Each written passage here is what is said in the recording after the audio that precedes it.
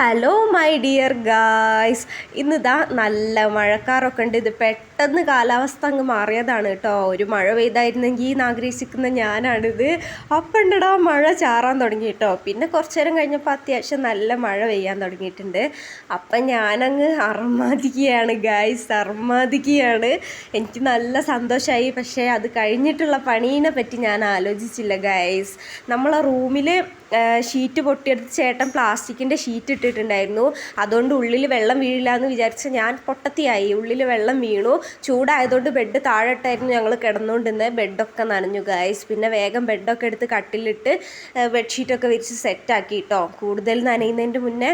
അപ്പോഴത്തേനും എനിക്ക് മനസ്സിലായി മക്കളെ, പണി പാളി എന്നുള്ളത് എനിക്ക് മനസ്സിലായി കേട്ടോ. സിറ്റ് ഔട്ടിൽ ഫുള്ള് വെള്ളം. എന്ത് ചെയ്യും ഗായ്സ്, നിങ്ങൾ കാണുക. ആദ്യക്കുട്ടി ഇതൊരു പാത്രം എടുത്ത് ഇറങ്ങിയിട്ടുണ്ട്, മഴ പിടിക്കാനാണ്. പാത്രത്തിന് തീരെ ഓട്ടമില്ലാത്തതുകൊണ്ട് പിന്നെ പ്രശ്നമല്ല. നമ്മുടെ അടുക്കള വശമൊക്കെ ഇതാ തോടായി തുടങ്ങിയിട്ടുണ്ട് കേട്ടോ. അപ്പുറവശവും ഇപ്പുറവശവും ഒക്കെ ഒരുപോലെ ആയിട്ടുണ്ട്.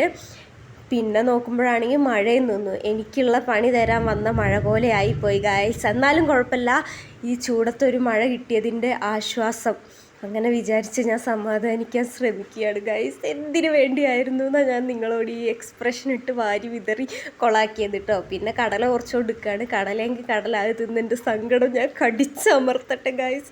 അപ്പം അത്രേ ഉള്ളൂ. ബായ്.